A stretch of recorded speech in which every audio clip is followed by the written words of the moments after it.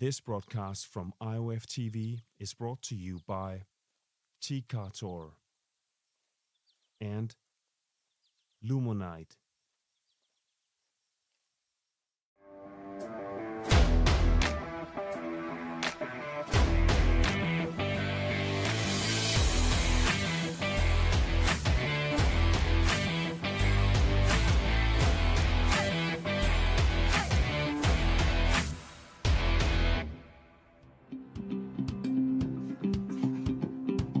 Bonjour à toutes, bonjour à tous, bienvenue en Italie, à nouveau du côté de Gênes, au bord de la Méditerranée, pour cette deuxième manche de Coupe du Monde. Aujourd'hui ça va être un relais sprint qui nous attend, et pour commenter cette course avec moi, j'accueille à nouveau Simon Leroy, cadre technique et à la fédération. Bonjour Simon. Salut Mathieu, salut à tous. Alors on a eu Simon une course atypique et passionnante hier avec un sprint individuel. Alors à quoi s'attendre aujourd'hui avec ce relais sprint ? Eh ben, c'est vrai qu'hier c'est un sprint qui a fait couler beaucoup d'encre, un sprint atypique, mais aujourd'hui ce sera complètement différent, ce sera quelque chose de plus traditionnel, un relais sprint dans l'esprit avec du parc au bord de la mer comme on le voit sur ces images dans la ville de Nervi, près de Gênes, où auront lieu les championnats du monde en 2026.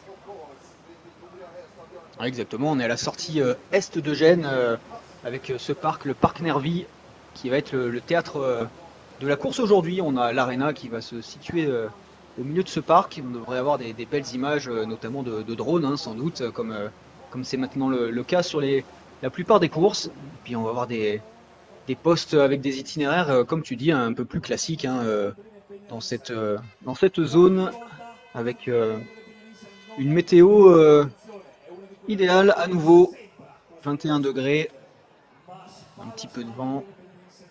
Et des spectateurs, c'est jour de fête nationale aujourd'hui en Italie, donc on s'attend aussi à ce qu'il y ait du monde dans ce parc pour l'Arena qu'on découvre avec vous. Ouais, sous les yeux de Martin Lundman qu'on voit là à droite et qui a été annoncé en équipe 4 chez les Suisses et qui visiblement ne courra pas. Alors on peut rappeler, il n'y a pas une seule équipe par nation aujourd'hui, comme c'est parfois le cas. Comme c'est toujours le cas en championnat du monde, là on a jusqu'à 4 équipes par nation chez les plus grosses nations. Donc ça nous réserve de sacrées bagarres, évidemment, beaucoup plus d'équipes que d'habitude. Oui, il y a une soixantaine d'équipes au départ, finalement ça va faire un gros départ en masse. On s'attend à la bagarre sur le premier relais chez les filles qui lanceront la compétition. Et avec des favoris comme d'habitude, un peu la Suisse et la Suède. La Suisse et la Suède qui sont quand même peut-être un peu moins un cran au-dessus que d'habitude. On va voir ça après avec la composition des équipes. Et tout d'abord, les datas de la course. Des courses de 3,1 km pour les filles qui vont courir les relais 1 et 4, donc ils commenceront et termineront la course, comme c'est toujours le cas. Alors que les garçons courront les relais 2 et 3 sur une course de 3,7 km pour 135 mètres de dénivelé avec un temps de gagne estimé total de 60 minutes. Donc les relais d'à peu près 15 minutes chacun. Et on va bientôt découvrir cette course qui alterne entre parc et lotissement autour. On a beaucoup de passages qui ont été ouverts. Je te laisse Mathieu commenter cette course. Oui, on va avoir un aperçu général, effectivement. Donc on voit le départ qui est situé dans le parc et avec une première variation, à 4 branches. Donc les filles et les garçons vont se séparer sur ces 4 postes et ensuite partir sur une zone un petit peu plus loin des cours de tennis, puis revenir dans le parc. Et ensuite on va avoir un itinéraire très intéressant qu'on détaillera par la suite pour venir en bord de mer. Et là, il y a quelques passages, mais les itinéraires sont pas si simples à trouver, et notamment sur le retour 8-9, retour vers l'Arena, où là encore il va falloir trouver les bons passages au-dessus des voies ferrées. Le passage Arena après la 10, et les coureurs vont repartir dans cette zone plus urbaine, avec des choix droite-gauche.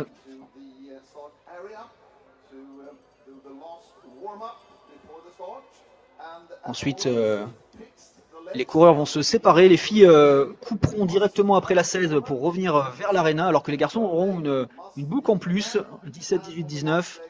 Une boucle qui est assez intéressante, notamment le choix 17, 18, et aussi le retour vers l'aréna. On détaillera ça aussi tout à l'heure. Donc voilà, une boucle malheureusement que les filles ne feront pas, hein. Il faut qu'elles aient un parcours un peu plus court pour rester aussi dans les 15 minutes. Mais voilà, comme tu disais, un circuit qui alterne entre les parties parc et les parties de ville, de lotissement plus classiques. Et voilà, on va basculer maintenant sur, tu l'expliquais tout à l'heure, le choix 6-7. Alors là, on part d'une des deux balises 6, puisqu'il y a une variation sur la balise 6. Et il y a deux itinéraires qui nous sont proposés. En bleu, ça va faire un bon détour quand même pour aller chercher la promenade. Et en rouge, c'est un choix qui passe donc au-dessus de la voie ferrée également, mais assez loin. Donc la difficulté, c'est de trouver ce choix. On voit le coureur là qui a été filmé, le pré-runner, qui va faire le choix de droite, je pense. On voit que ça court bien dans ce parc avec de nombreux palmiers, une végétation typiquement méditerranéenne. Et là, il va falloir aller chercher la sortie du parc, passer au-dessus de la voie ferrée pour se retrouver sur la promenade. Alors, c'est le choix le plus court, normalement. Il y a 20 mètres de différence quand on part de cette variation. Mais quand on part de la variation qui sera plus à droite, c'est vraiment le choix le plus court, hein. Donc, le choix de gauche sera vraiment pas forcément pertinent. Et là, on voit ces belles images du bord de mer. Il y a l'air d'avoir du vent lors des reconnaissances. Je ne sais pas si c'est le cas aujourd'hui. Et là, c'est la carte postale pour le poste en bord de mer Méditerranée. Et ça repartira dans l'autre sens pour aller chercher le poste suivant. Exactement, le poste suivant qui sera le TV1. On aura le chrono, le premier chrono. Alors que voilà, un nouvel itinéraire. Oui, et cette nouvelle itinéraire, ce sera que pour les garçons sur 19-20, puisque les filles couperont, comme tu l'as expliqué, Mathieu. Et là, on en a parlé en avant-course, Mathieu. Je pense que l'itinéraire rouge sera nettement plus rapide que le bleu, puisqu'il y a beaucoup de descentes de marche sur le bleu. On va voir ce que ça donne en réel, mais pour nous, le rouge est plus pertinent. Voilà, on voit que c'est de la descente tout du long, même s'il y a quelques zigzags, même s'il y a quelques escaliers à la fin, il y a 30 mètres de différence et ça devrait faire une petite différence peut-être en fin de course chez les garçons. De nombreux passages qui ont été ouverts dans les voies privées de ces lotissements, les coureurs qui n'ont pas forcément pu les anticiper, c'est un peu des surprises des traceurs qui étaient assez fiers d'avoir dit qu'ils avaient ouvert de nombreux passages.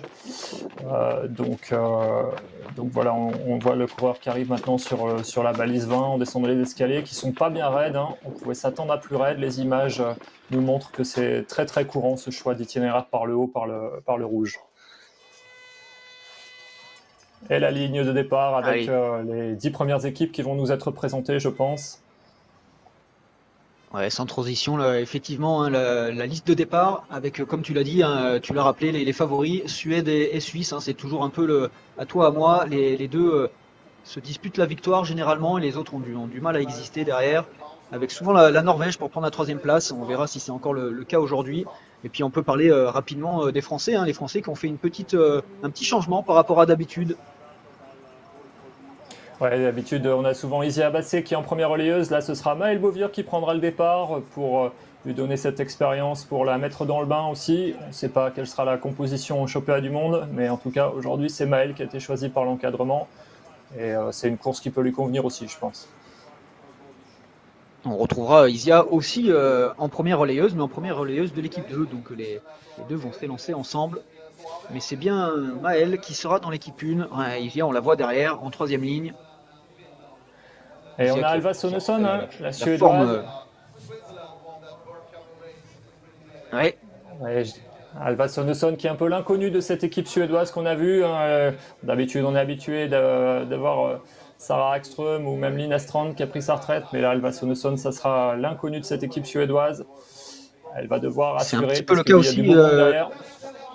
Ouais, un petit peu le cas aussi pour Maja Senoja qu'on a vu rapidement, la Finlandaise. Les Finlandais sont costauds, les Finlandaises un petit peu moins. On verra, ce sera sans doute le déterminant. Et de même que Barbora Matejkova qu'on vient de voir à l'instant, la Tchèque, alors qu'on fait un petit coucou au passage à Maëlle Beauvire. Maëlle Beauvire qui aime bien ses premiers relais généralement, même si elle court rarement en équipe 1, mais quand elle le fait en forêt, elle a toujours fait des bons relais. Donc on espère que ce sera le cas encore aujourd'hui. Une équipe intéressante à suivre aussi, la Hongrie, une équipe très très jeune, mais qui pourrait déjà jouer les troubles faites dans le haut du tableau dès aujourd'hui. Ouais, ça a été très vite sur la présentation. On est dans les starting blocks. On va avoir du beau match dans tous les cas. N'importe la composition. Les filles sont sur la ligne de départ.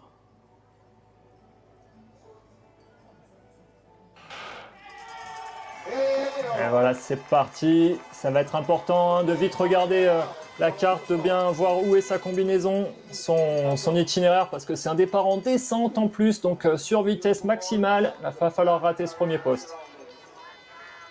Ah, ça va partir fort, hein, forcément. Hein, c'est une partie très très roulante. Le parc c'est un joli parc bien roulant. Ça va bombarder. Et c'est Natalia Gimperlé, la Suissesse, qui a décidé de prendre les choses en main. Et là, attention, on l'a vu, hein, c'est un poste forqué à 4, donc il va falloir être bien attentif. Parfois, les filles ont souvent l'habitude d'être forquées qu'à 2, hein, parce qu'on fait des variations filles-filles et garçon-garçon. Là, pour une fois, il y a 4 postes différents, donc les flux, le flux de filles va se séparer en 4. Et pour 60 équipes, c'est pas plus mal, hein, mais pour se séparer en 4, on va vite revoir le premier poste commun qui va nous donner une première indication avec ces belles images de drone pour savoir s'il y a eu du dégât sur cette première variation. Mais là, on est déjà sur la file indienne. Ouais, c'est impressionnant. Impressionnant le nombre d'équipes. Voilà, ouais, il y a une Hongroise qui repartait. Reparti en retard, ouais, en arrière. Et il faut être bien en contrôle là, hein, parce que c'est des situations stressantes forcément sur le poinçonnage où on voit que ça bouchonne un peu, forcément avec autant d'équipes. Ça bouchonne au poinçonnage. Alors, on voit Maëlle là, qui sort de la file, qui est son sortie de poste 3 déjà. Donc on remonte vers ce qu'on a appelé tout à l'heure les courses de tennis, avec un choix d'itinéraire aussi qui peut être intéressant, à droite-gauche. J'ai l'impression que la majorité des filles est partie vers la gauche, qui se retrouve sur la rue principale de cette ville. Ouais, effectivement, qui est censé être le choix peut-être un peu plus rapide. Et attention, on a aussi la possibilité pour celles qui auraient mal anticipé de partir tout droit et de se retrouver coincées par le mur qu'on voit là à droite. Donc, ce sera intéressant de voir peut-être au GPS si certaines filles dans la précipitation se sont fait avoir. En tout cas, là, on voit le gros du troupeau. Ouais, je suis pas sûr que ce soit le mot le plus approprié, mais la plupart des filles ont fait le choix par la gauche. Ouais, je crois que sur le GPS, on voit Isia qui est à droite quand même. Isia qui est partie à droite sur le GPS que vous n'avez pas. Ouais, Victoria Mag, la Hongroise, qui est déjà en direct, repartir en arrière. Et c'est pas le début idéal pour la toute jeune Hongroise. On voit les cours de tennis, hein. Petite dédicace à Roland Garros sans doute. Et avec la balise 4 et 5, la 5 qui se trouve entre les deux cours de tennis avant de redescendre sur la prochaine variation de la balise 6. En espérant que les Français soient plus à l'aise qu'à Roland Garros. On espère beaucoup de notre équipe. On sait généralement le but c'est de consolider cette place dans le top 6 mondial. Et il faut bagarrer à chaque fois en espérant, si on est stable dans ces 6, dans ce top 6 mondial, peut-être se rapprocher ensuite du podium. Mais c'est difficile d'aller déloger les équipes qui bagarrent pour le podium. On verra si les Français sont capables d'être dans le match aujourd'hui. La favorite de ce premier relais, c'est Natalia Gimperlé, la favorite de ce premier relais, qui est sans doute celle individuellement qui a le plus prouvé ces derniers temps. Et on va voir maintenant comment ça se sépare sur ce long choix 6-7 qu'on vous a présenté. Il y a une petite variation à la 6, et en fonction de la variation qu'on a, le choix n'est pas forcément le même pour aller à la 7. On va plus aller à l'est si on a la E, plus à l'ouest si on a la F. Et en sachant qu'on n'a pas vraiment sur ce relais sprint de choix punitifs comme on avait pu le voir en République tchèque notamment l'an dernier où pour le coup vraiment si on partait sur la mauvaise on était sûr de perdre du temps. Là c'est peut-être un peu moins le cas, le choix de droite reste sans doute ouais, mais la Norvégienne là, je pense qu'elle n'est pas tout à fait bien partie quand même. La Norvégienne, elle était sur un choix tout droit, elle a peut-être pas vu les infranchissables. On a Isia et Maëlle là qui ont l'air d'être avec Caroline Olsson plutôt dans le match. On va voir ce que ça dit s'il y a des filles devant. Course d'équipe pour les Françaises. Et ça arrive déjà sur le poste, sur la promenade. Je ne sais pas si les Norvégiennes ont fait vraiment le meilleur choix. Il y en a qui risquent de se retrouver coincés face au mur. Est-ce que c'était pas Sarah Gimperlé aussi Natalia Gimperlé Non, Natalia Gimperlé, je pense qu'elle est partie à l'est. Non, elle est partie à l'est. D'accord, elle est partie sur le choix de... Ouais, on va mais voir, je on crois va qu'il y a voir des équipes quand même qui se sont fait piéger par le Même si là, il y a muret, des filles un peu l'Espagne, partout. Oui, on l'Estonie, voit les filles du mauvais côté du mur là-bas. la falaise tout Ça, en c'est haut, pas très ouais. bon Et signe. là, c'est bien une minute de perdu. Et la hongroise aussi qui Non, mais est tout en haut. Là, oui, Victoria Mag, ouais, du coup, qui est en difficulté là. Elle se retrouve exactement. Elle est partie sous le trait rouge, mais là, ça passe pas. On a un mur tout du long, et donc il va falloir qu'elle fasse demi-tour. Et là, elle va perdre vraiment beaucoup, beaucoup de temps. j'ai l'impression que c'est une équipe suédoise devant, ou c'est non, c'est Natalia Gemperle qui va poinçonner le Ouais, c'est poste bien 8 en Natalia tête devant Gemperle, la danoise. effectivement. Norvège, Et les Norvège Françaises 2. sont pas loin derrière. Voilà Maëlle. Ouais, Ça, c'est un bon super pour début. Maël. Isia, c'est très bien Ouais, également. Isia qui arrive à son tour. Est-ce qu'il y a des grosses équipes qui ont été Bien. piégées? La Suède 1 qui est derrière Isia. Ouais, effectivement, La avec Grande-Bretagne déjà aussi. 15-20 secondes de retard. La Finlandaise qui est un peu loin aussi, 24 secondes. La Tchèque, ça c'est plutôt bien pour les Françaises d'être devant ces équipes-là. Et surtout la Hongrie, hein, je pense qu'il doit être loin derrière. On attend les Et poinçons. Vika Sikou aussi Non. pour l'Estonie. Alors l'Estonie, c'est pas une équipe qu'on attend aux avant-postes, mais Vika Sikou, elle a montré qu'elle était costaud. Alors que là, on voit une Juliette Basset à l'instant poinçonnée à son tour. Et là, du coup, il y a un l'équipe nouveau choix là pour remonter de France. sur la balise 9. Et les choix qui se séparent. Le choix tout à l'ouest n'est sans doute pas très pertinent, peut-être surtout si on a la balise H. Et là, elles reviennent vers l'Arena déjà, avec une variation donc sur le poste 9. Et il y a des filles qui passent tout à gauche, tout au sud-ouest. On va voir ce que ça donne. Ouais, en restant sur la promenade le plus longtemps possible, mais ouais, c'est un choix qui est quand même relativement long. C'est pas impossible qu'elle perde du temps, même si là, on le voyait pas sur les premières images de GPS. La plupart des filles avaient fait quand même le choix de revenir par le parc, et on les voit là, il y en a un petit peu partout. Il n'y en a pas trop qui repassent par tout sud-ouest. Je crois que c'est plutôt des choix intermédiaires qui sont plutôt corrects. Et voici le premier passage sur l'Arena avec Natalia Gemperle, avec la danoise Josephine Lind, et puis les équipes norvégiennes derrière, Pia Jongvik, Andrine Benjaminsen et Maëlle Bovir qui fait un super premier relais en 5e position pour le moment.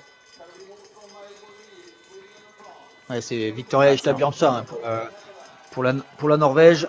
Andrine Benjaminsen, elle sera comme à son habitude en dernière relayeuse. Elle qui fait souvent des relais canons pour la Norvège, et donc ils ont décidé de la maintenir en 4e relayeuse, même si c'est pas la Norvégienne la plus en forme en ce moment. Et Alva Sonesson qui tient la baraque aussi pour l'équipe suédoise qui est à une quinzaine de secondes. Maëlle Bovir aussi. Ouais. Maëlle Bovir qui fait vraiment du gros premier relais. Je ne sais pas si on a déjà eu beaucoup de fois une Française à 15 secondes de la tête au passage spectacle d'un premier relais. C'est plutôt très très bien. Après, il y aura bien sûr Adrien Delaine et Loïc Caberne, et avant d'avoir Cécile Calandry en finisheuse. C'est un très bon début de course pour la France, mais bon, il y a peu d'écart aussi. Isia Basset nous avait habitué aussi à quelques bons départs. Elle qui est spécialiste aussi de ce premier relais où il faut avoir une certaine expérience. On le rappelle souvent, ce premier relais, il est vraiment particulier. Et là, d'autant plus quand il y a autant d'équipes, il faut garder la tête froide, c'est pas évident. On l'a vu avec la jeune Victoria Mag, qui manque sans doute un petit peu d'expérience sur l'exercice. Elle a eu du mal dès le début de course, et ensuite, quand la panique vous prend, c'est difficile de corriger. Alors que regardez le petit Fra, ça c'est Maëlle, et Maëlle, elle est bien calée aux avant-postes. Alors là, on a un choix avec Mag est bien en retard.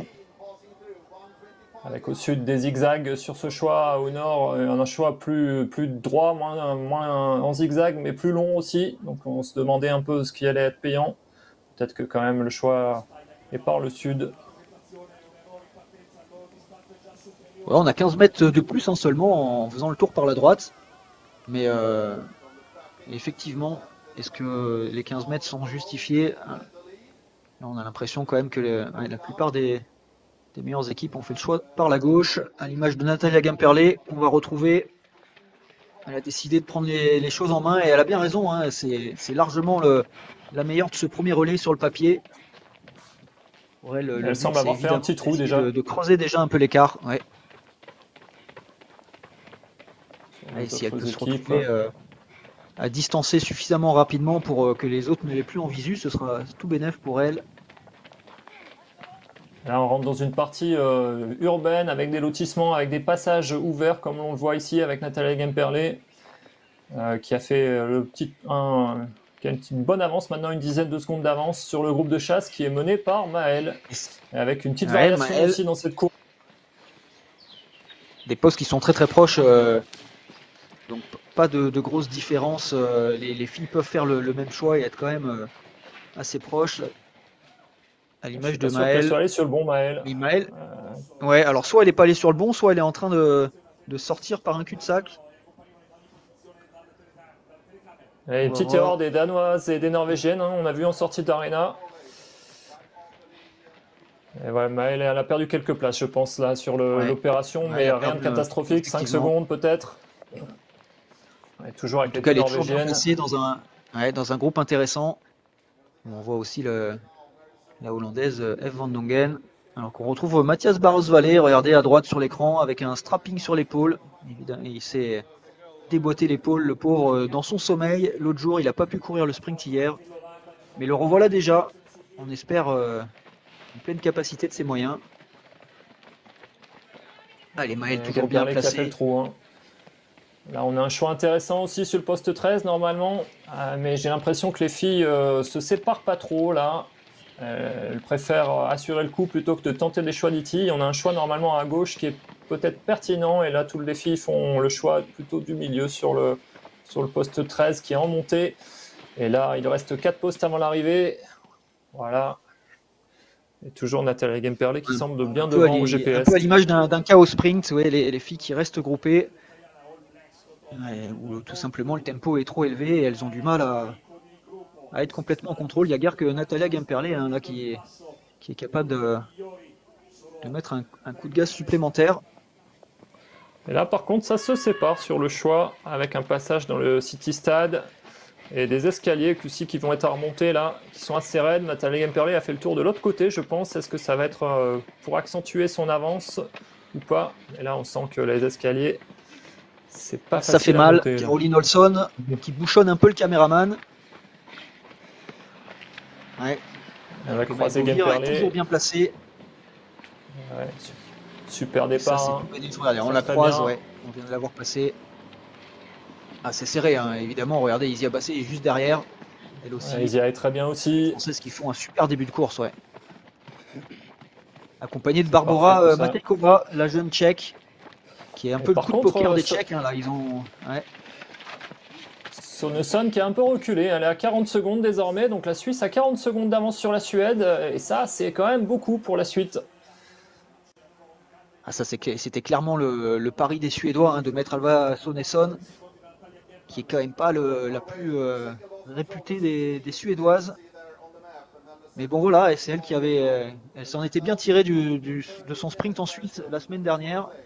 Ils ont fait le choix le petit pari, on va dire, de la mettre. On va voir si c'est un pari gagnant. On sait que les Suédoises ont beaucoup de densité, mais il y en a pas forcément une qui sort du lot plutôt que l'autre par rapport à Tove Alexandersson. Alors on est sur un bon choix d'itinéraire sur l'avant-dernier poste, 15-16 pardon. Là, on a des passages qui ont été ouverts dans les zones résidentielles, pas forcément anticipables. On voit que la Britannique passe par le nord, ce qui est censé être un peu plus court, mais avec plus de dénivelé et peut-être plus de difficultés d'orientation. Les autres filles ont choisi de passer par le sud avec les escaliers un peu plus longs, mais ça semble peut-être payant. Ah, c'est peut-être un peu tôt pour le dire, mais en tout cas, ouais, le choix de droite qui est 30 mètres de plus, avec pas mal d'escaliers. Et le choix de gauche, comme tu l'as dit, avec des nouveaux passages ouverts. Donc les coureurs n'ont pas pu anticiper en préparant la course. Et puis une petite zone 3D aussi, un passage souterrain. Et Natalia Gemperle qui va maintenant filer vers l'Arena avec une belle avance. Et la Britannique finalement, ouais, qui a quand même repris. Hein. Elle était derrière Maël au passage, elle passe deuxième. Donc le choix du Nord a l'air payant. Contrairement à ce que j'ai dit il y a quelques secondes. Impossible. C'est pas impossible, on l'avait ciblé, hein, ce choix, en analysant la course. On verra ce que ça donne sur les autres relais, mais en tout cas, Natalia Gemperle, elle se pose pas de questions, elle lance Ricardo Rancan, l'homme à la casquette. Et là, si la Suisse a de l'avance, qui est le petit pari des Suisses. Ouais.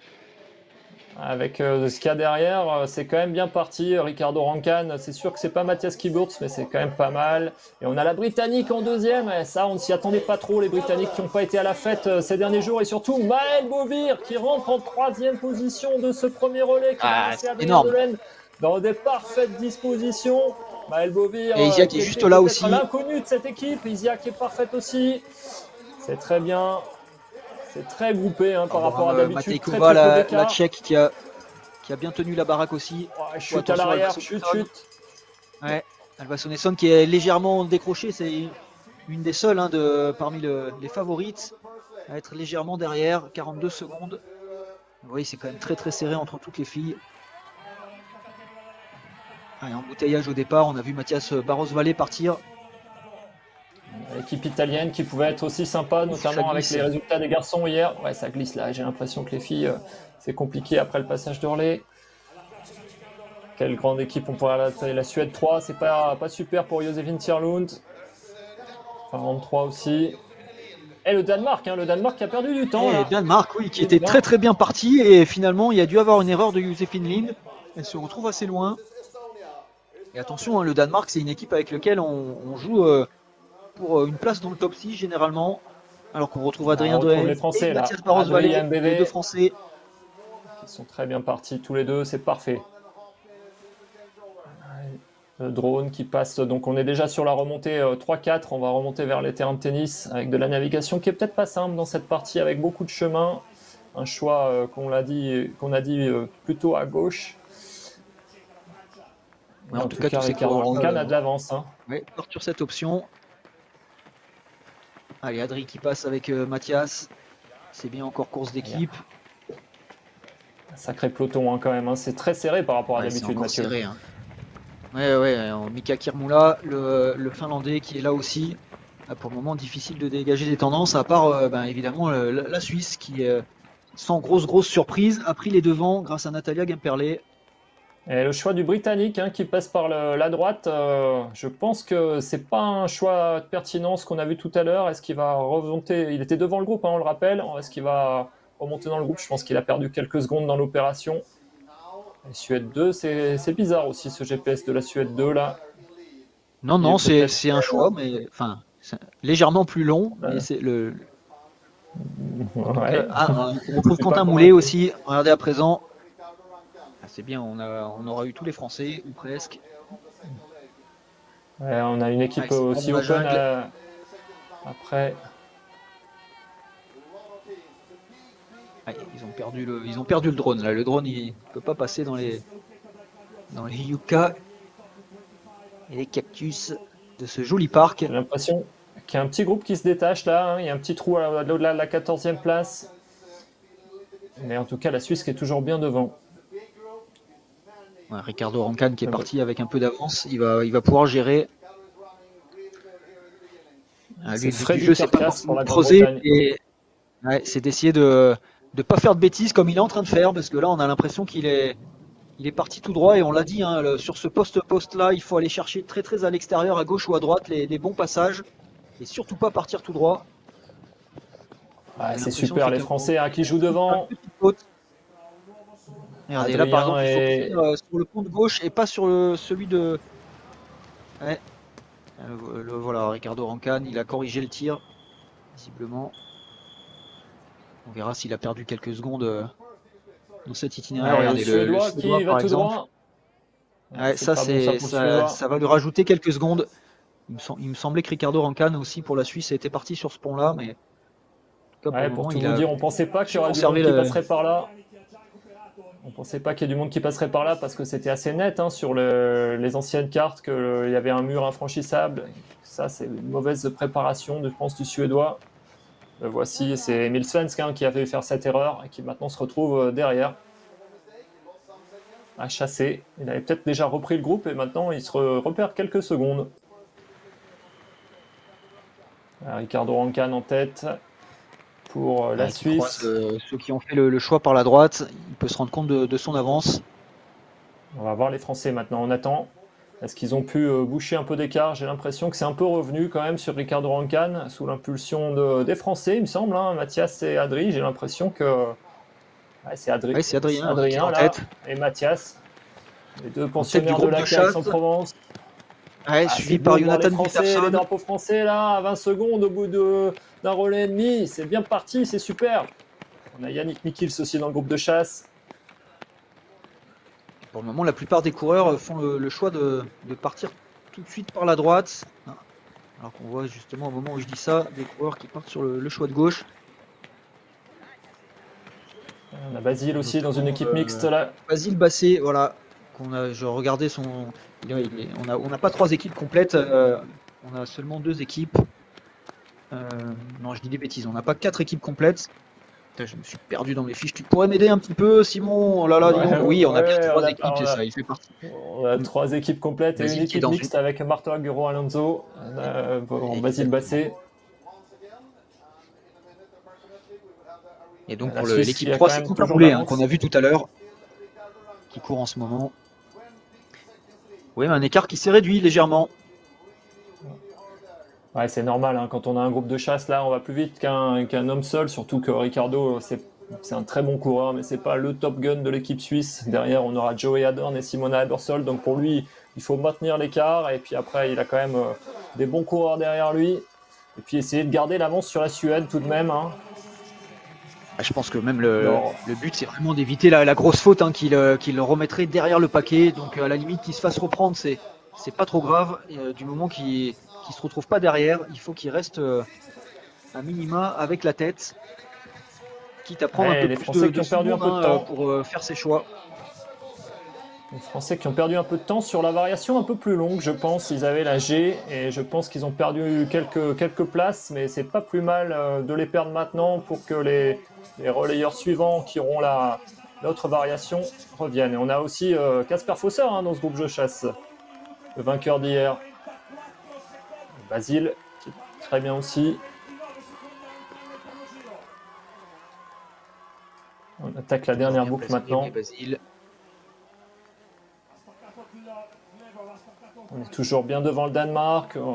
On est vraiment dans une position idéale pour les Français. Là, ils nous font vibrer. C'est un relais. Ouais, mais du coup, ils nous ont rajouté sur le GPS. Hein. Regarde, maintenant, on a un petit frein 2, ce qui est très très bon signe.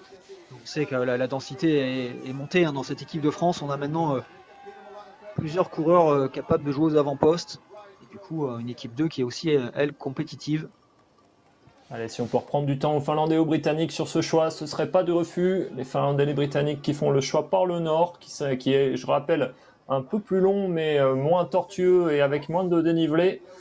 Donc on va voir ce que ça dit sur ce poste. Les Finlandais et les Britanniques qui doivent aussi faire un aller-retour en descente au poinçonnage du poste, donc c'est pas forcément un avantage. Et le Suédois 2 qui fait un choix qu'on n'avait pas envisagé par le tout sud. Je ne sais pas ce qu'il a fait, mais ça c'est sûr que c'est pas pertinent, hein. Même si il n'a pas l'air d'avoir perdu tant que ça. Il arrive de loin. Et ben les Finlandais et les Britanniques qui ont l'air d'être devant quand même.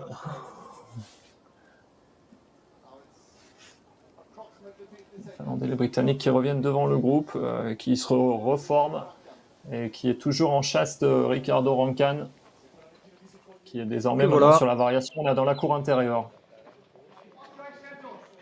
Petite faute en sortie peut-être, voilà, oui, c'est fait, perdu 2-3 secondes. Et il attaque le choix dans la montée. Pour le moment, il fait le job. Il s'est toujours pas fait reprendre. Alors, le peloton.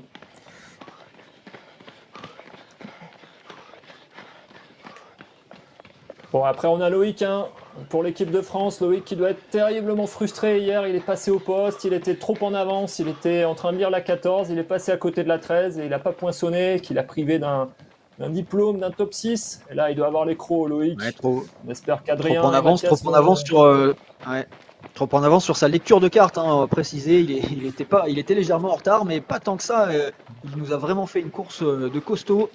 Et ouais, c'était un crève-cœur de le voir déclassé au final, mais voilà, il était déjà en train de lire le poste suivant et puis il a oublié de pointer le poste devant lequel il passait, hein, tout simplement. Ça arrive, ils sont tellement concentrés, les coureurs, qui peuvent faire des choses qui nous paraissent incroyables, mais voilà, ça arrive et malheureusement Pour lui, ouais, effectivement, il aurait été 4 ou 5e même, si on regarde les chronos. Donc espérons qu'il reste sur sa bonne forme d'hier. Voilà, attention, petite erreur de Ricciardo. Ouais. Et il est reparti trop tôt sur l'escalier qui n'était pas sans issue. Alors, comme tout à l'heure, on voit que ça ne se sépare pas trop sur les choix. Le traceur nous a présenté plein de choix, mais finalement, là, il y en a qu'un qui marche parce que le peloton ne veut pas se séparer. Et on espère peut-être que ça va plus se séparer sur 15-16. On a vu tout à l'heure, on a l'impression que c'était plus rapide par le nord. Alors, on peut aussi préciser qu'il n'y a pas énormément de variations sur ce relais sprint. Ou en tout cas, il y a quelques variations, mais qui sont vraiment très très proches, hein, comme on voit là sur le poste 12. Et du coup, ça incite pas les coureurs à se séparer. Alors qu'à nouveau, Ricardo Rancan, regardez dans la vignette en bas, est en difficulté. Et là, visiblement, c'est une vraie faute. Attention. Non, où il a pointé un poste, où je suis perdu moi aussi. Ouais, il est pointé la 15, hein, il remonte. Ouais, d'accord, il était à la 15. Effectivement, il était en train de... Mais par contre, ce qui est intéressant à noter, c'est que c'est Emil Svensk qui mène la chasse. Là. Emil Svensk, le Suédois, qui est bien remonté. Il avait 40 secondes de retard au passage d'Orlais. Il n'en est plus qu'à 20. Donc les Suédois qui sont en chasse. Et les Français qui sont toujours dans ce groupe de chasse également. Donc ça, c'est super avec Kasper Fosser et Emil Svensk qui font le forcing pour revenir sur Ricardo Rancan. Et tous prennent le choix du nord, j'ai l'impression. Contrairement à la majorité des filles tout à l'heure qui étaient parties au sud. Ouais, on avait vu la Britannique reprendre quelques secondes avec ce choix, donc a priori ce serait peut-être le meilleur, mais on ne pourrait pas le savoir avec les garçons pour le moment, parce qu'effectivement, tous les coureurs de tête font le même choix. Il y a un petit passage en multiniveau là, un pont où il faut passer au-dessus, qui doit être un peu... Ben nous y voilà. Voilà, exactement. Voilà, il faut rentrer. Et c'est une des parties, voilà, il faut... Exactement, c'est une partie de propriété privée qui a été ouverte par les coureurs, par les organisateurs, et là on s'en rend bien compte, hein, il fallait vraiment entrer dans le portail de chez quelqu'un, sans prendre le temps de sonner à la sonnette. Ouais, et les coureurs forcément sont surpris, hein, ils sont pas habitués. Il n'a pas vu. Adri a eu du mal. Ouais. Et ouais, mais Adri il n'a pas vu, il continue la descente, il fait toute la descente, et là je pense que c'est 10-15 secondes qui vont chiffrer. Ouais, pourtant, il a croisé Emil Svensk qui revenait en arrière. Il aurait pu se douter qu'il y avait un piège, mais ouais, là, il va perdre lourd. On le voit sur le GPS là. On monte. Croisé Emil Svensk. 42 secondes. On redescend. Ouais, voilà, il a perdu une quinzaine de secondes dans l'affaire. Mathias qui a l'air d'être un peu plus en fond de groupe. Après Mathias, ce sera Quentin Andrieux qui a fait un super sprint hier. Quentin, le Chambérien, 26e hier, je crois, 23e. Alors que là, les coureurs font un choix différent. Hein. Regarde Simon, Ricardo Rancan qui est parti sur la droite et qui remonte, alors que Kasper Fosser, lui, a décidé de revenir directement en arrière. Le choix de Ricardo. On ne l'avait pas calculé celui-là. Hein. Il me semble que... Je crois que le traceur, choix d'Emil Svensk. Non, je pense qu'il risque de perdre du temps là-dessus et ce serait pas étonnant de voir Emil Svensk recoller un petit peu. Et surtout Kasper qui est passé au nord, parce que le choix le plus court en distance, c'est celui du nord-ouest, hein, que vous voyez tout en haut à gauche de votre écran, normalement qui a 60 mètres de moins que celui du Suédois et du Finlandais, mais plus de dénivelé aussi. À voir ce que ça dit. Ricardo Rancan, il a fait un choix intermédiaire, il est descendu pour remonter. Ouais, pourquoi pas, hein, mais là, je pense que ça va être dur. Là, en haut, il doit être bien cramé de la remontée. C'est intéressant, super choix là. Et les deux vont peut-être se trouver au contact maintenant. Le temps pour Emil Svensk de revenir sur le poste, sur la 18. Ça remonte quand même là encore. Hein. En tout cas, il n'y était pas encore, mais probablement qu'il a quand même réussi à récupérer quelques secondes. Ils vont se croiser là peut-être. Ricardo Rancan et Svensk. Les voilà. Furtivement, les voilà les deux. Mika Kurmula également. Mika Kurmula, le Finlandais. Donc effectivement, Ricardo Rancan est toujours en avance. Mais il a perdu du temps. De 12 secondes à présent. L'écart se creuse avec la suite, avec Kasper Fosser, avec le choix du Nord. Casper Fosser qui a fait une erreur, j'ai l'impression, au GPS. Hein. Ils sont rentrés dans une impasse trop tôt, une rue trop tôt. Mathias Boros-Vallée à 38 secondes.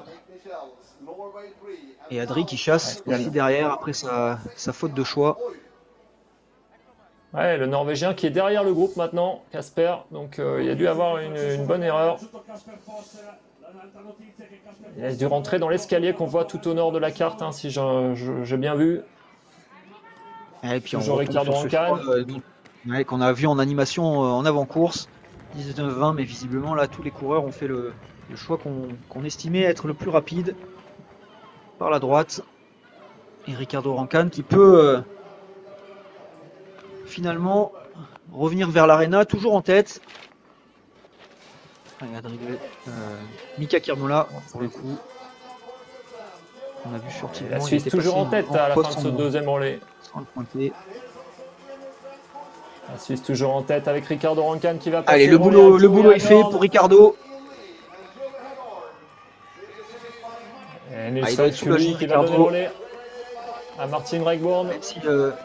Même si l'écart a fondu un petit peu et qu'on va retrouver notre duel Suède-Suisse comme d'habitude. En tout cas, Ricardo Rancan a réussi à garder la tête. C'était là sans doute le plus important. Chute encore. Et deux équipes de Finlande qui sont là qui a passé je suis même pas sûr qu'ils se soient touchés les deux Finlandais. En tout cas, c'était tout juste sur la gamelle de Mika Kirmola. Allez, les Tchèques sont là. Heureusement, nos Français qui ont un peu sont plus là. Attention l'épaule, Mathias. C'est pas le moment de se recasser la figure. Alors que c'est Basi Fassé qui est déjà là. Et Nathan Gustafsson, on termine à son tour. Et malheureusement pas d'Adrien, je crois pas l'avoir vu passer. Non. Voilà Adrien. Et Yanis Bonek, alors qu'Adrien passe le relais. Yanis Bonek qui était pas prêt. C'est chaotique ce passage de relais. C'est un peu la guerre, c'est un peu chaotique. Allez, quant à Moulet à l'arrivée à présent. Et puis c'est serré, et puis ça glisse. Il ne faudrait pas qu'il y en ait un qui se fasse mal là. C'est pas le moment.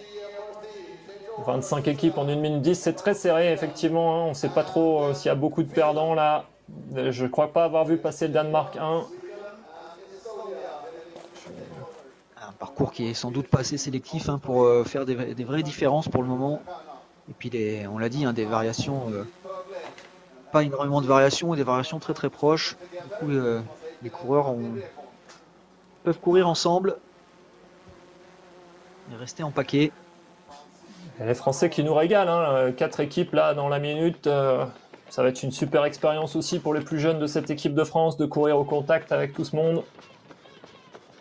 Et Joey Adorn qui a l'air d'être toujours en tête. On va voir les premières images de ce troisième relais.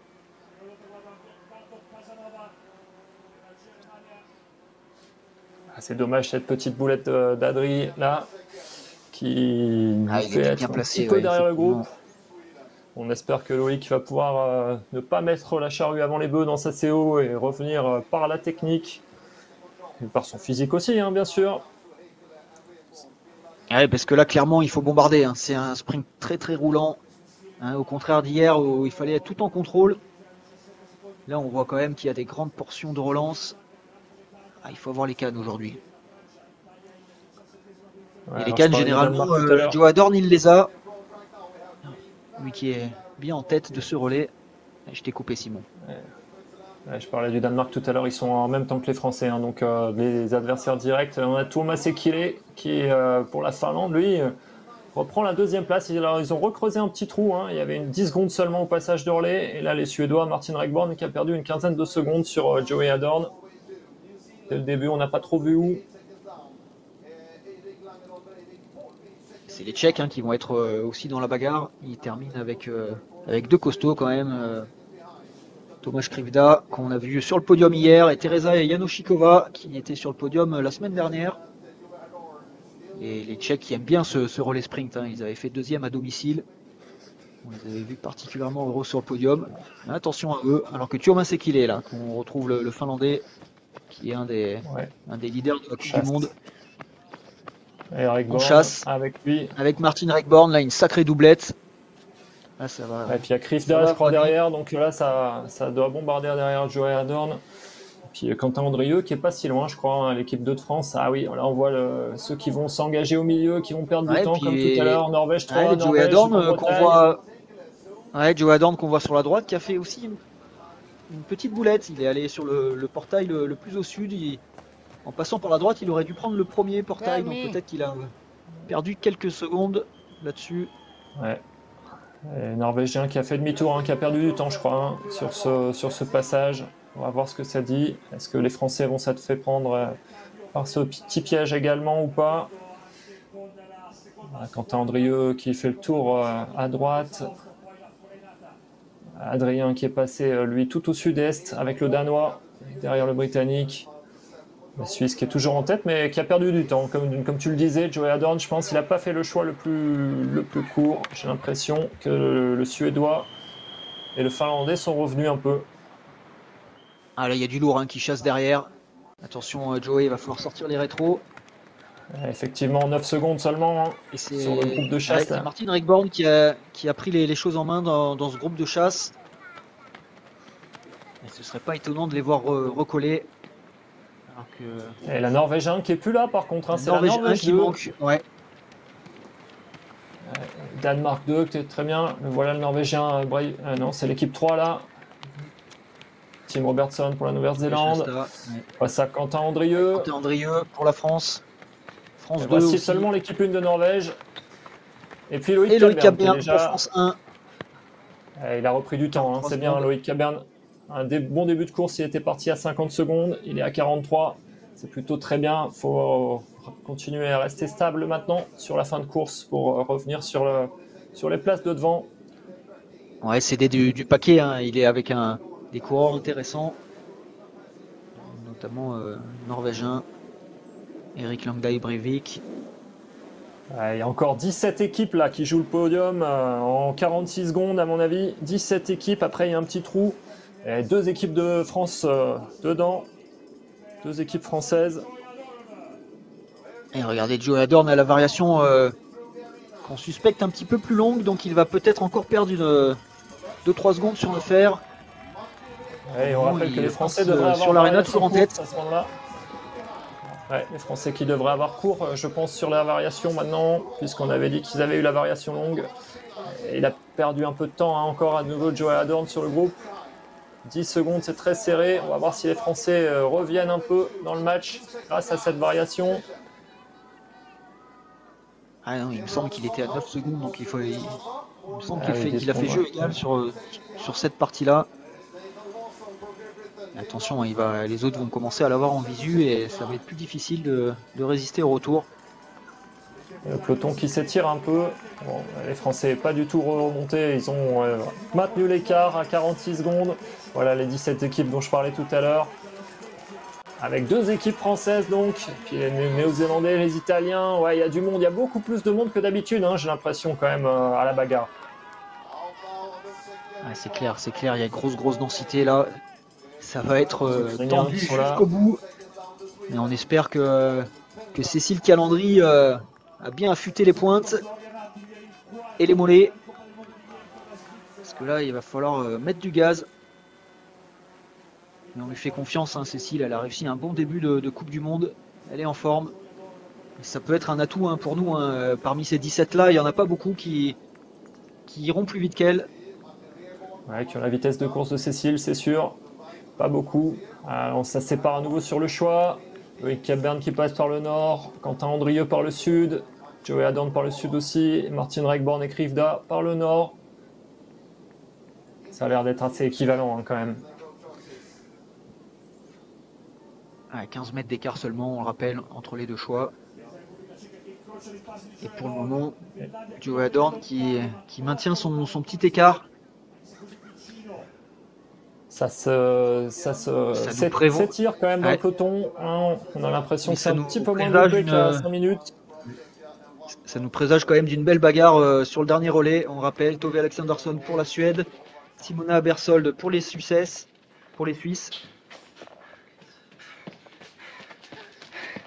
Nariou pour la Finlande et Teresa Janosikova pour la Tchéquie.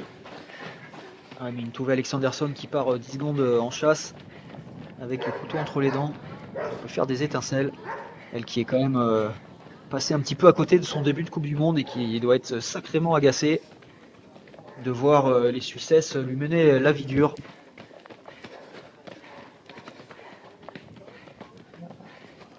J'ai l'impression qu'on voit pour la première fois un choix différent pour le poste 13. Non, non, c'est le même choix. C'est le même choix. Il va pas partir à gauche là à ce moment-là. Regardez Ouais, là, ouais, Simona Berthold, comme elle est concentrée. La pression qui monte. Il va falloir qu'elle s'élance d'ici 5 minutes. Probablement en tête. Si Joe Adorn continue de faire le boulot comme il est en train de le faire depuis le début de ce relais. Donc la Suisse toujours en tête avec quelques secondes d'avance sur un paquet de 4 ou 5 équipes avec les 2 équipes de Finlande, la Suède et la République tchèque. Et derrière un 3e groupe où il y a les équipes françaises, les équipes norvégiennes. J'ai l'impression que pour l'instant on a raté le bon wagon pour une vingtaine de secondes, mais c'est quand même très bien pour le moment pour les Français.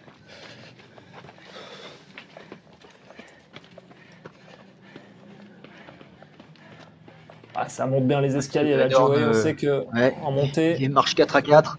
Ça, oui, ça lui fait pas peur.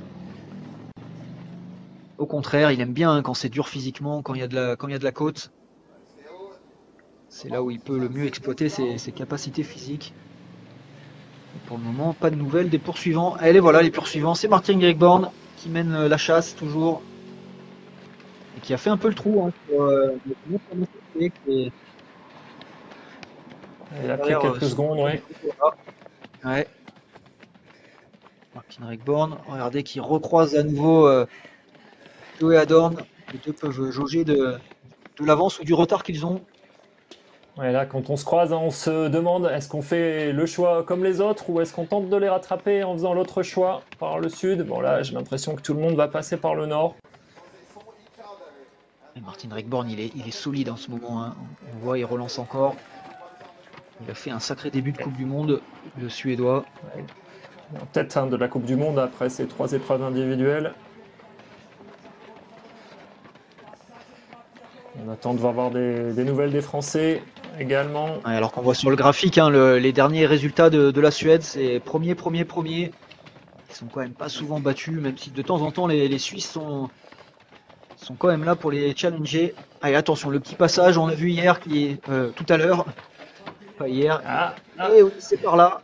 Il hésite. Et oui, ça ressemble quand même beaucoup à une entrée privée, mais elle est autorisée aujourd'hui. Vous voyez les coureurs il n'a pas qui perdu hésitent, beaucoup de temps, vraiment, ça va. Ouais, mais c'est bizarre de rentrer chez les gens comme ça.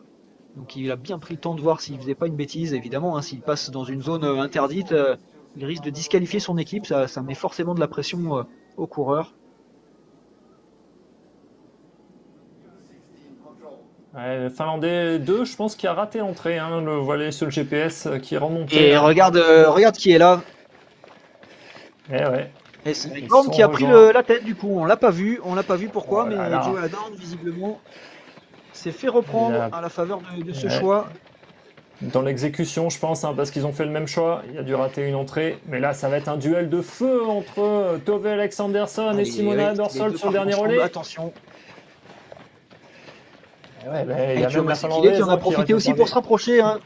Ouais, Tuomas Sekile qui était à 16 secondes. Et regardez là, et maintenant il est dans les talons de Joe Adorn. Alors que les deux se recroisent à nouveau dans cette fameuse petite propriété privée ouverte aujourd'hui. Attention à ne pas se rentrer dedans, hein. On sait que c'est toujours dangereux en sprint. Et le caméraman qui abandonne. Ça y est. Ils sont plus que 3 devant. Le caméraman a lâché. Ouais, je pense qu'il y a le Krivda aussi qui est pas très loin, le Tchèque. Hein, ouais, ils sont 4 même, hein. Effectivement. Thomas Krivda est là. Et Jan Osikova sur le dernier relais, ça va pas rigoler non plus, hein, même si c'est un cran en dessous sur le papier de Tove et de Simona, je crois qu'elle ne le laissera pas faire, la Tchèque. Ça nous promet un dernier relais de feu. On a vu, nous, on risque de batailler avec les Britanniques. Et les Britanniques, c'est Megan Carter-Davis qui revient. Elle était malade la semaine dernière. Elle a été très moyenne hier, mais sans doute plus limitée techniquement que physiquement. En tout cas, on n'est pas sûr de sa forme. Mais ouais, vous voyez, les Françaises les Français et les Britanniques qui sont ensemble en ce moment. Ouais, avec Derrière, 3 un équipes paquet norvégiennes de aussi. 2 et Hein. 3. Ouais. Tout ça, c'est pour la 5e place en nation. Donc, c'est plutôt dans les standards habituels de l'équipe de France. Mais Cécile Dans les peut bons remonter des standards. Ouais. places. Ouais, dans les bons standards. Ouais. Une 6e place, une 5e place, on prend. C'est toujours groupé maintenant devant. Joey Adorn qui n'a pas pris le poste, Ouais, là, j'ai mais l'impression. Ouais, ouais, il a oublié de il compter. a oublié. Aïe, ça va. La petite boulette. Et là, ça va lui faire perdre Ouais, 5-10 secondes. ouais, et perdre le Attention contact à pas visuel, je lâcher le pense. Hein. paquet. Ouais, tout à fait. Un petit peu nonchalant là sur cette partie-là. Alors que les autres sont un peu plus à l'attaque. Ouais, pas la bonne opération Ah, pour la Ridborn, Suisse sur ce relais quand même. Hein. Ils avaient de l'avance et Ridborn ils ont retrouvé avec du retard. impressionnant. Et Tuomo Sekile qui met un coup de gaz dans la descente. Lui aussi, c'est la vraie révélation hein, depuis l'automne dernier. Vraiment solide, hein, le Finlandais. Il fait partie des tout meilleurs mondiaux maintenant. On a vu le chrono de Loïc, hein, juste derrière les 3 équipes norvégiennes. Toujours pour la 5e place par Joey Adorn nation. n'est plus là, regardez. Il a disparu des radars, le voilà, mais ouais, il n'a plus les coureurs de devant en visu. Il va falloir qu'il cravache. Avec Thomas Krivda. Ouais, c'est du lourd quand même, hein. 4 équipes en 10 secondes. Là, ça va être un super dernier relais. C'est rare hein, qu'on parte aussi serré. Voilà, ils s'engagent dans le parc pour passer le relais. Ça va être un beau combat. C'est Ekile qui fait le sprint. C'est la figure sur le passage de relais. Allez, Venlariou qui va s'élancer avec Tove Alexandersson juste derrière. Et puis ce sera au tour de Simona Barsold et Teresa Janushikova de partir en chasse. Avec, regardez, une petite dizaine de secondes de retard. Ouh là là, le genou. Il est dangereux, ils sont dangereux ces barrières là, ça glisse beaucoup. Ça va, il n'a pas l'air de s'être fait mal. Ouais, 4 équipes en 11 secondes. Je ne sais pas si on se rappelle d'avoir vu ça récemment. Et là, on va voir le groupe de chasse avec les Norvégiens. Allez, les Norvégiens. Les Finlandais 1 et 2. La Finlande 2. 1 et 3, je pense, hein, les Norvégiens. C'est Norvège, oui, c'est Norvège 3 même qui passe devant. Mais la Norvège 2 est pas loin derrière. Et Lolo Capbern. Oui, Lolo Capbern qui est déjà là. Ah, il n'a pas perdu beaucoup de temps hein, sur ce relais. Ah, il a été solide, Lolo Capbern, ça fait plaisir. 9e place et 6e nation pour la France. Juste devant les Britanniques. Il faut aller essayer d'accrocher ce diplôme. Et c'est maintenant dans les mains de notre Cécile Calandry que ça va jouer. Et elle va avoir fort à faire évidemment au milieu des meilleures mondiales. Mais elle fait partie aussi des meilleures mondiales, hein, il faut le dire. On croit beaucoup en elle. Et Venlariou qui s'est lancé en tête. Ouais, qui a fait le trou. Venlariou qui est déjà. Ouais, mais qui est normalement un petit cran en dessous. Hein, si on s'en réfère à sa forme du moment. Ouais, si effectivement il semble avoir fait le trou. Alors est-ce que les autres sont passés sur le trou de droite? Ah, sur la pièce à mettre sur les 4, on la met pas sur Venlariou, ouais, je pense. Mais ouais, les filles sont passées à droite, hein, je pense. Alexandersson. Ouais, les autres filles ont dû passer sur le choix de droite qu'on n'a pas beaucoup vu. Et ouais, et si Venlariou Cécile Calandry qui pointe à son tour et qui part aussi à droite. Alors que Venla est la seule à être partie à gauche des 4 de tête. Et on va voir un petit replay GPS pour nous montrer ça.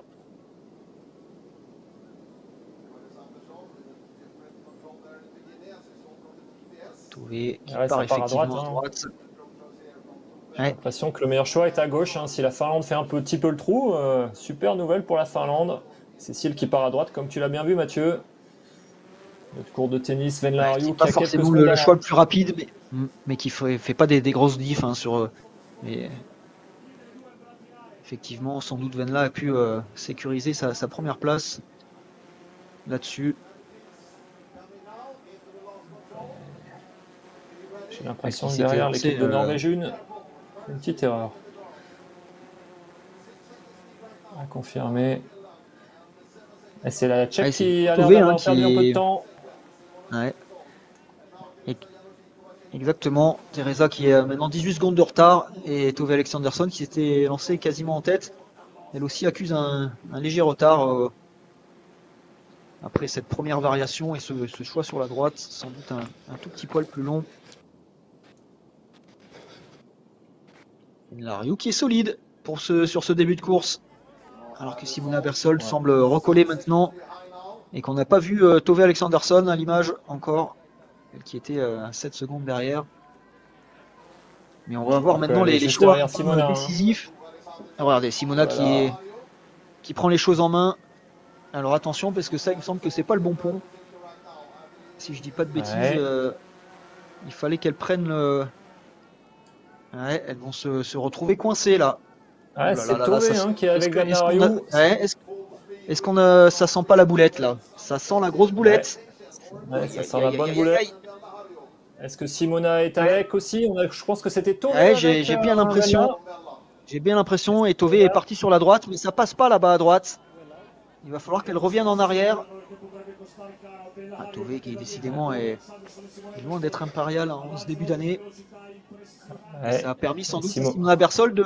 Non, Simona est partie sur le parti sur choix de droite. l'autre Donc c'est choix. Teresa Yanashikova là qui va tirer les marrons du feu sur ce poste Ouais. 6-7. Ah, en tout cas, grosse boulette de Tove là. Hein. Tove, elle a perdu une vingtaine de secondes, une trentaine de secondes. Et ouais, Teresa qui est devant Van Lariou. On va voir où ça en est par rapport à Simona Ebersold qui a fait le choix de droite, mais qui l'a pas très bien Ouais, exécuté, je pense. ouais, qui n'était pas parti sur le bon pont, mais qui a quand même sans doute récupéré du temps. En tout cas par rapport à Tove qu'on voit là au fond. Et regardez, là ça passera pas. Il y a un mur tout du long. Et du coup, Allez, on Vanna qui espère que réagit un Cécile peu va plus faire le bon vite choix que là. Tove. Elle Clairement un choix a que deux décisif. rebondissements. Tove Alexandersson qui fait une grosse boulette. Est-ce qu'elle va pouvoir remonter là? Elle est en position 4 hein, maintenant, je pense. Tove. La Suède qui serait pas sur le Ouais, j'ai podium pour le l'impression. moment. Ouais. Au milieu du 4e Cécile relais, c'est aussi du jamais vu. Ouais. On voit Cécile qui est partie pas forcément sur le choix optimal, mais qui a Elle corrigé a assez rectifié vite. assez rapidement. Ouais. Ouais, et c'est Mais Simona Bersold du coup qui se retrouve en tête. devant Teresa Janosikova, Van Lariou. Il doit y avoir Tove Alexandersson derrière. Et puis Megan Carter-Davis qui fait un bon début de course aussi. Et ensuite le groupe avec la Norvège et la France, je Ouais, crois. alors qu'on a vu Simona Bersold corriger, elle était partie sur le choix de gauche, elle est revenue sur le choix de droite, donc elle a perdu quelques secondes, ce qui a permis à Van Lariou de recoller. Et Teresa Yemchikova, Voilà, Megan Megan Carter-Davis Carter-Davis. passe à son tour. Et qu'on a perdu la trace des poursuivants norvégiens et français. On revoit Et ce on voit un moment petit crucial. PS. Hein. Ouais, il n'y a que Teresa Janosikova qui exécute bien ce choix, je crois. Et voilà, Allez, le les groupe voilà les français. norvégiennes. Et on voit Cécile Calandry derrière, toujours au contact. Et ouais, mais maintenant on est passé 7e en nation. Avec les Britanniques qui ont fait un super début de course, Megan Carter-Davis, 23 secondes, ça remonte aussi. Hein. Je ne pensais pas que ce soit Ouais, elle est possible de partie remonter fort, sur elle est la partie tête. très très fort. Donc effectivement, c'est pas un problème de forme pour Megan Carter-Davis. Et est-ce que Tove Hier, nous en referait pas sa une là? contre-performance. Ah non, elle est sur le choix de droite. Oui, c'est peut-être pas optimal, C'était effectivement. son choix.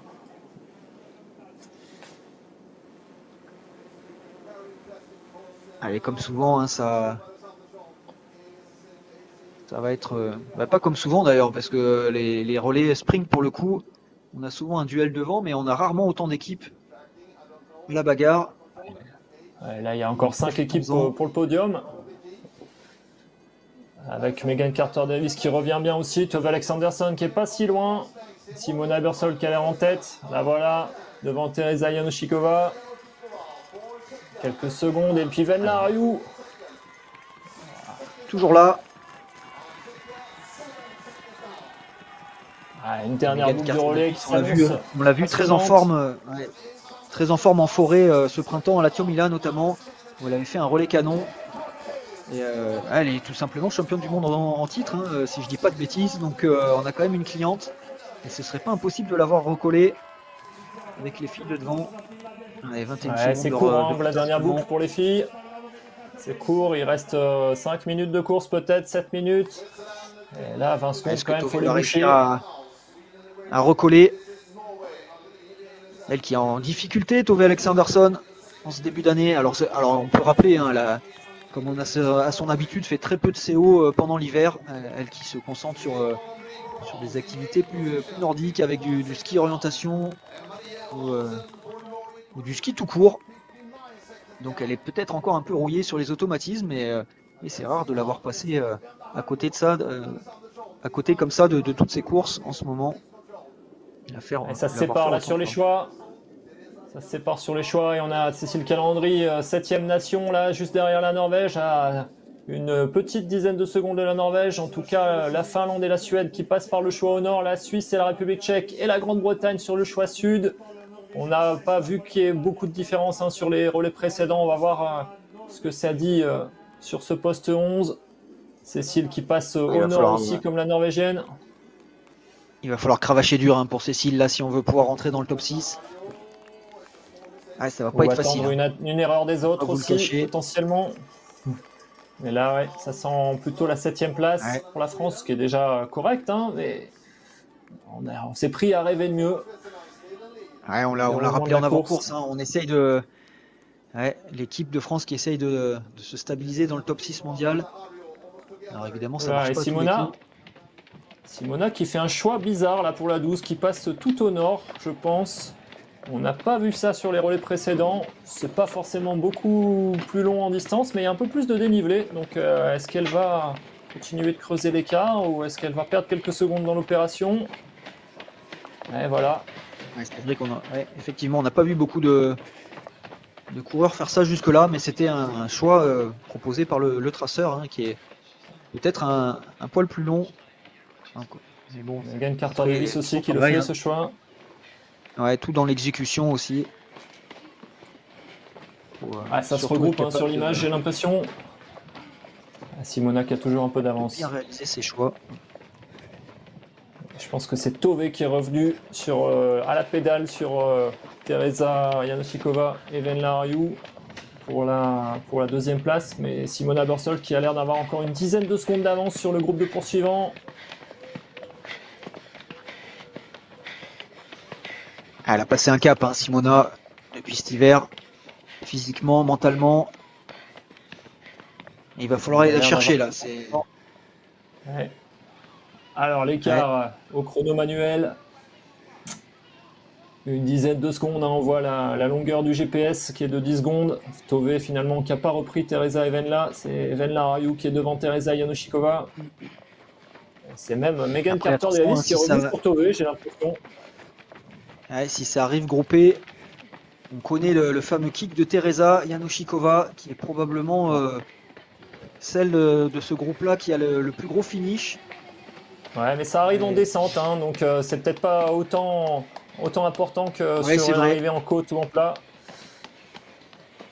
Exactement. On va peut-être poinçonner le dernier poste devant, je pense. Ouais, le sprint d'arrivée qui n'est pas très long.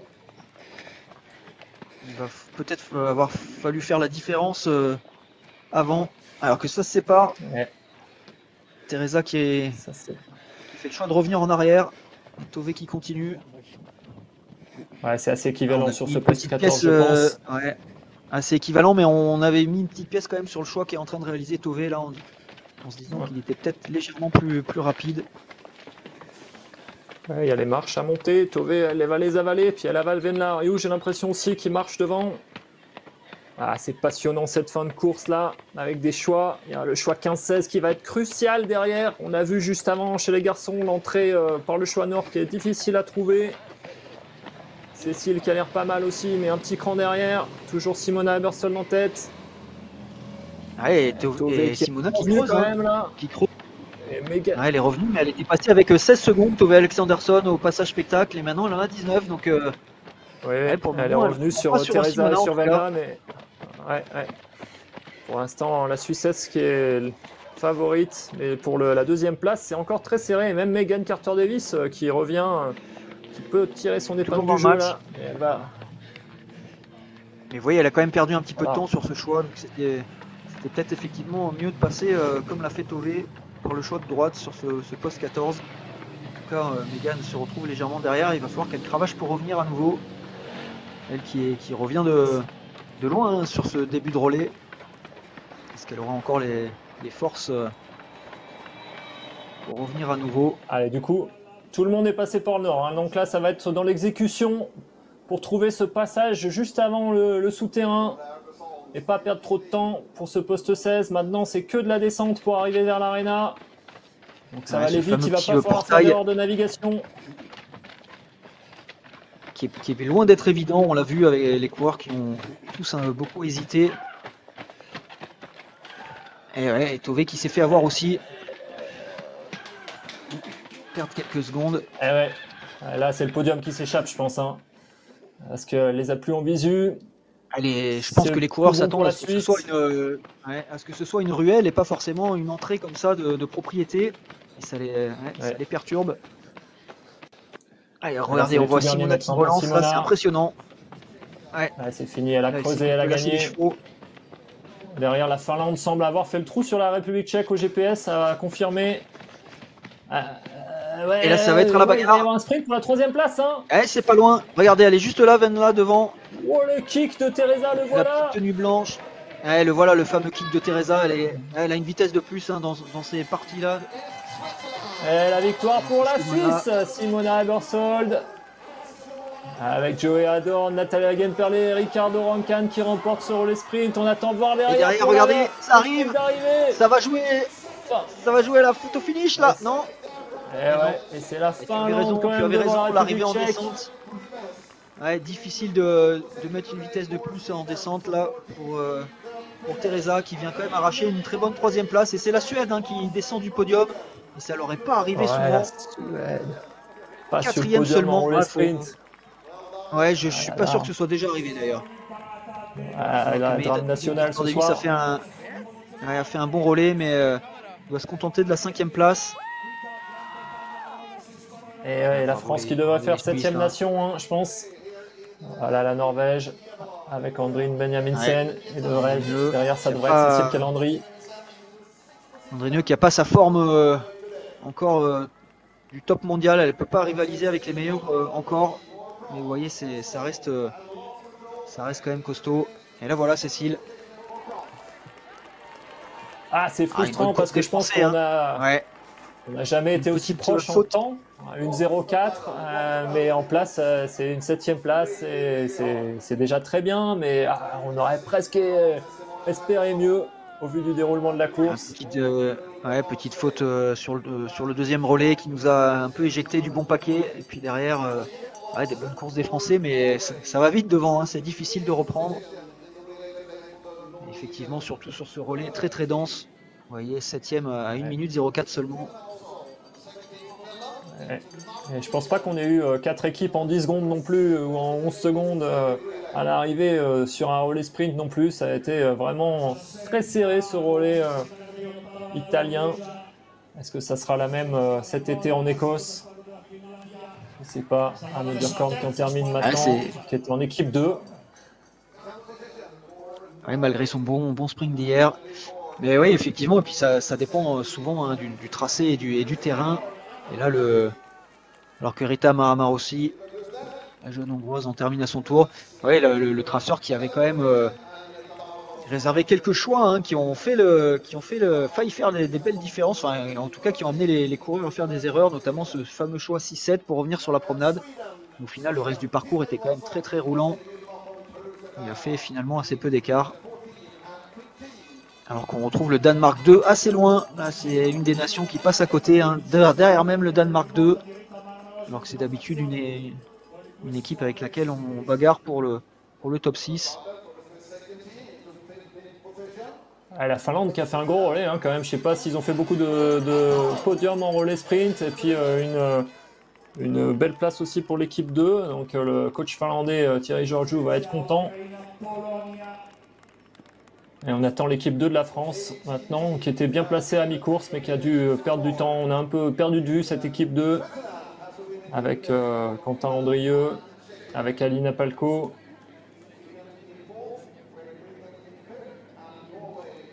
Chapeau à Venla Riou, hein, la finlandaise. Tu l'as dit, les Finlandais qui arrachent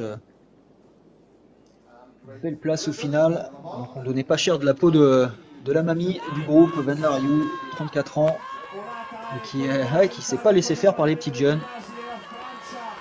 Ouais, qui a été stable sur le dernier relais. Bien finir le boulot. Ouais, bravo.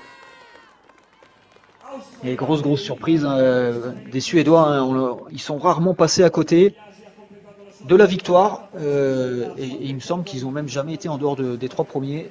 Le 4e seulement aujourd'hui. Notamment avec une Tove Alexandersson encore en délicatesse aujourd'hui. Après son début de saison déjà un petit peu difficile. Avant d'être impérial, on revoit le petit tracking, un peu tard, mais la Suède hors du podium. Et ses résultats, donc victoire de la Suisse. Ça s'est pas joué à grand chose, 10 secondes. Sur un final très serré.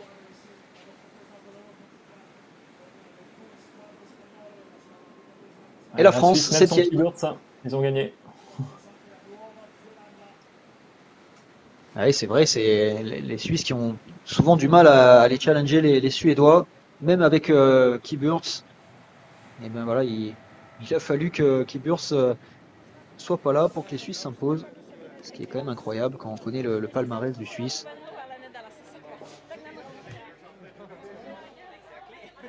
Et Barbara Matejkova qui débrief. Ouais, bravo à elle aussi, Barbara Matejkova qui était un peu l'inconnue chez les Tchèques. Elle s'en est bien tirée, la jeune Tchèque, de ce premier relais, et elle a permis de garder les Tchèques dans le match. Les Tchèques qui replay du dernier relais. Ils sont friands de ce relais. Bon début de course, très bon choix de Ben Lariou, qui lui permet de rester en tête à ce moment-là. Et ensuite, on va la voir faire une grosse faute, mais heureusement pour elle, ce ne sera pas la seule. Pour le moment, elle était encore en tête, la finlandaise. Et c'est là que ça va jouer.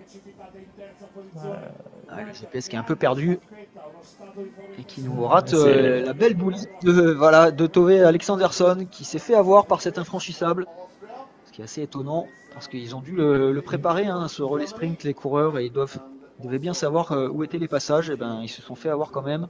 Ce qui a permis à ce moment-là à Simona Bersol de reprendre les devants. Et les autres ne la rueront plus, tout simplement. En ayant là en plus la variation un peu plus courte.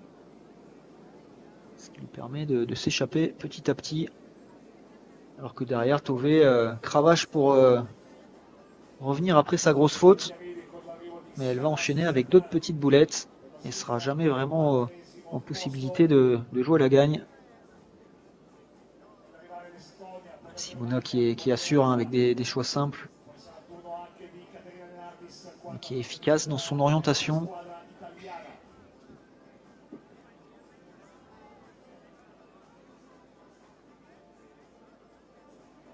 Tove qui avait quasiment refait le contact à ce moment-là. On s'est dit que peut-être elle allait pouvoir aller jouer la 2e place.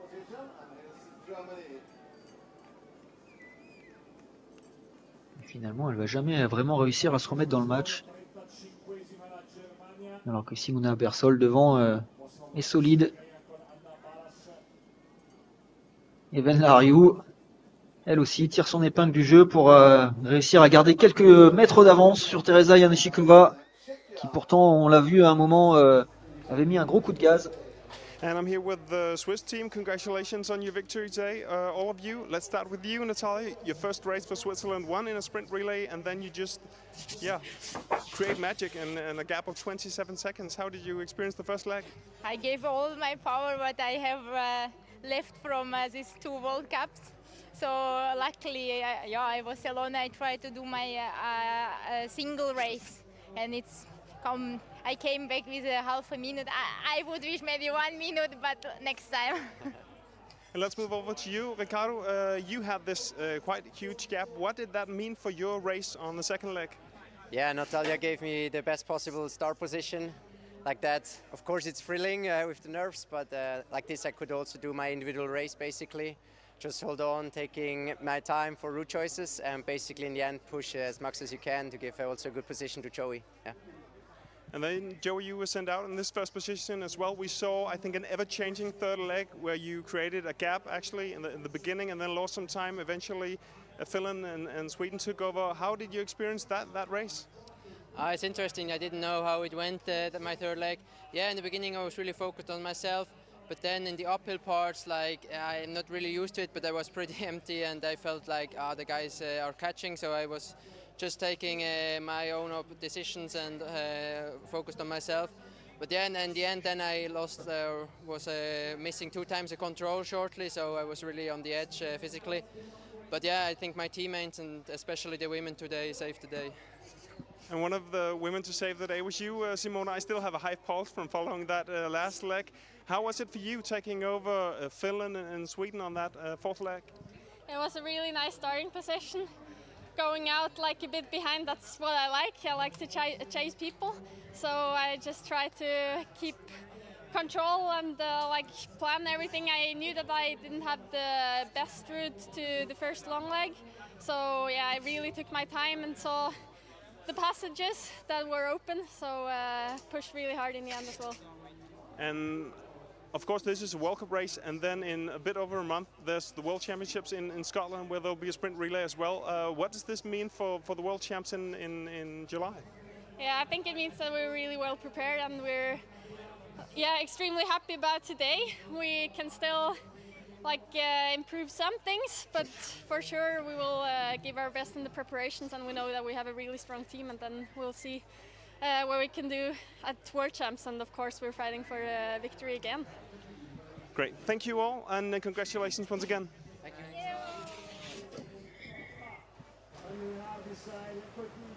Un petit résumé de ces interviews. Avec, on commence par Natalia Gimperlé, la première relayeuse suisse, qui a tout donné. Elle a dit qu'elle s'est retrouvée seule, et puis elle est revenue avec une demi-minute d'avance. Et elle a dit j'aurais bien aimé ramener avec 1 minute, mais ce sera pour la prochaine fois. Elle est ambitieuse, Natalia. Ensuite, Ricardo Rancon, en 2e position, a dit qu'il était parti de la meilleure position possible. Alors évidemment, c'est difficile nerveusement de partir devant, parce que ça met de la pression, mais en même temps, ça lui a donné le temps justement de faire ses choix. Et finalement de bien gérer ce relais. Ensuite, c'était Joey Adorn en 3e relais qui a eu un peu des up and down. Il était devant, puis il a perdu du temps, il a regagné, il a reperdu.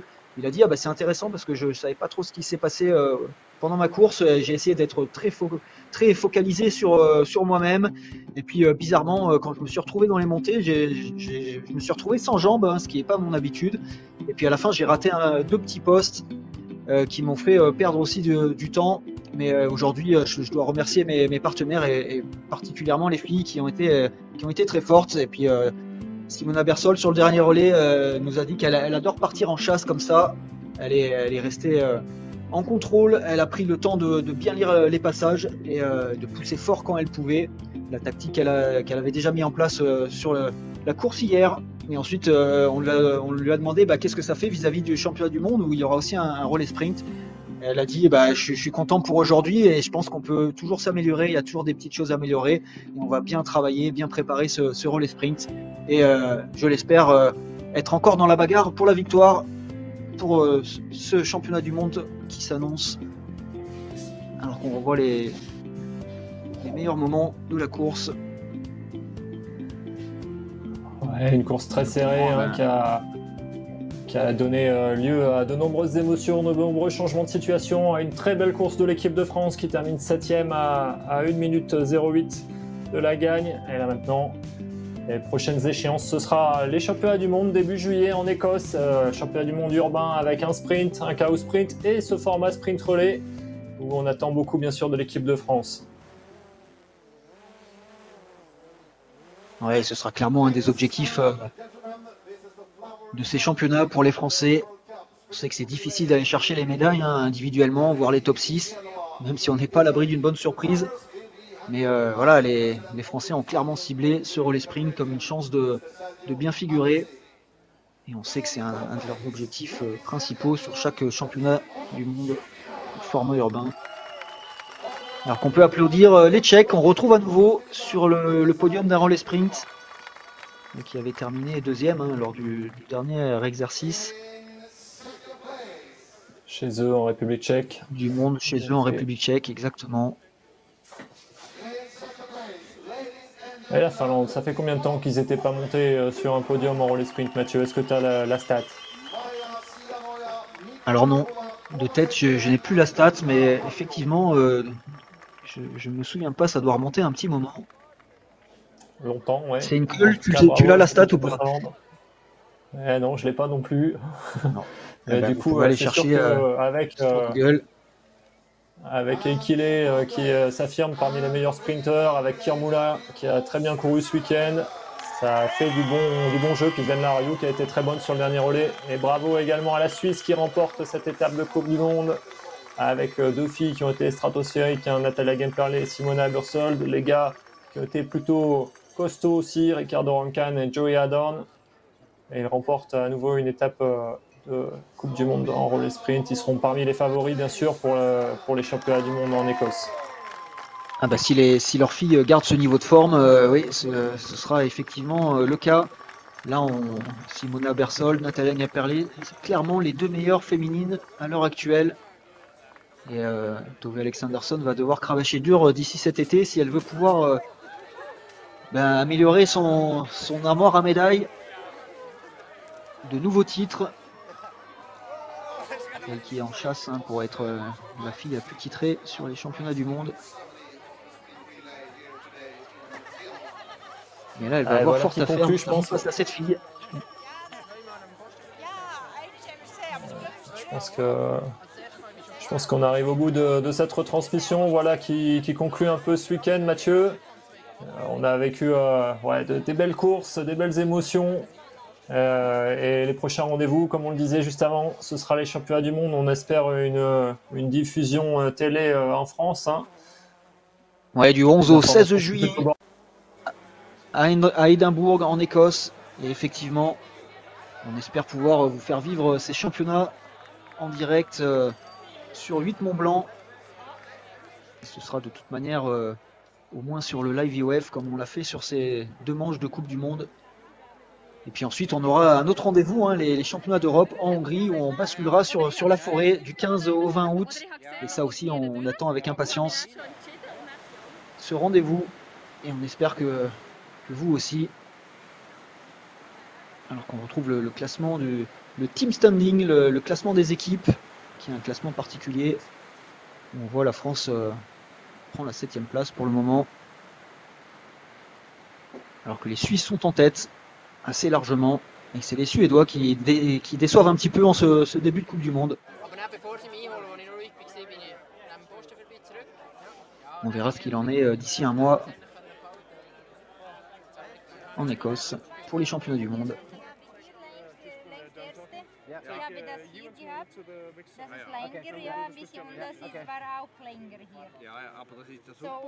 Et bien voilà, on arrive au bout de notre transmission. Simon, merci à toi de nous avoir accompagnés tout au long de ce week-end. On espère que vous avez bien aimé suivre ces courses passionnantes. Et on se retrouve du coup en Écosse du 11 au 16 juillet pour la suite du cirque de la grande course d'orientation. Salut à tous! Ouais, merci Mathieu, merci aux milliers de spectateurs qui nous ont suivis sur ce live IOF et à bientôt.